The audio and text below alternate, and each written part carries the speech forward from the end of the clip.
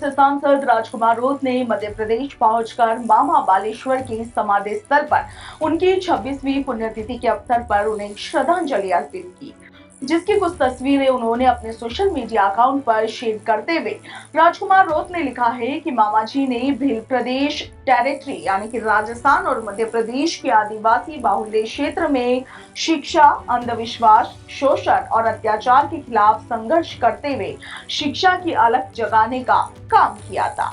तो चलिए आज के इस वीडियो में जानते हैं कि आखिर मामा बालेश्वर का इतिहास क्या है और वो आदिवासियों के लिए इतने पूजनीय क्यों है। ये बात उस समय की है जब मध्य प्रदेश और गुजरात की सीमा पर बड़ी संख्या में भील जनजाति के लोग बसे हुए थे। ब्रिटिशर्स के साथ ही उक्त क्षेत्र में ईसाई मिशनरियों का आगमन हुआ, जो सिद्धांत में सेवा और व्यवहार में धर्मांतरण में लिप्त रहे।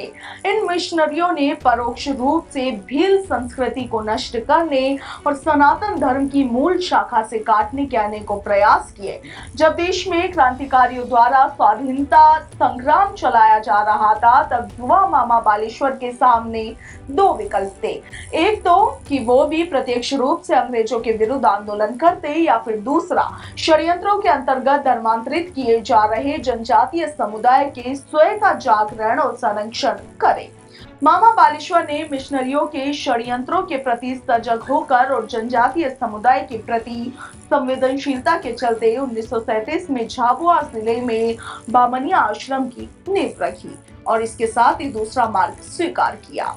मामा जी ने इसी कर्मभूमि से लाखों जनजातीय बंधु भगिनियों के जीवन में कल्याणकारी कार्य किए, उन्हें मिशनरियों के कुटिल षड्यंत्रों से भी बचाया और उनकी संस्कृति, धर्म और जीवन मूल्यों के स्वयं का जागरण और संरक्षण किया।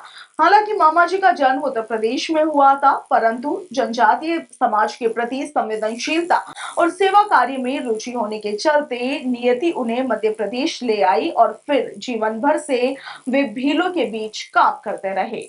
1937 में उन्होंने झाबुआ जिले में बामनिया आश्रम की नींव रखी और इसके साथ ही भीलों में व्याप्त कुरीतियों को दूर करने में वो जुट गए। उनके कार्यों का व्यापक प्रभाव होने लगा और शीघ्र ही भील समुदाय में उनकी स्वीकार्यता बढ़ती चली गई, जिससे भीलों का शोषण करने वाले कुछ दुष्ट जमींदार, प्याजखोर महाजन और उनका धर्मांतरण करने वाले मिशनरी उनसे क्षुब्ध हो गए। एक षड्यंत्र के द्वारा मामा बालेश्वर को गिरफ्तार कर जेल भी भेज दिया गया था और उन्हें अनेक प्रकार की प्रताड़नाएं भी दी गई। हालांकि इन प्रताड़नाओं से विचलित होने की बजाय वो अपने संकल्प के प्रति और भी ज्यादा दृढ़ होते चले गए। उनके इन कार्यों से पूरे क्षेत्र में जनजातियों के धर्मांतरण पर व्यापक रोक लगी और इसके साथ ही जनजातीय संस्कृति का संवर्धन हो सका। मामा जी का देहांत 26 दिसंबर 1998 को आश्रम में ही हुआ।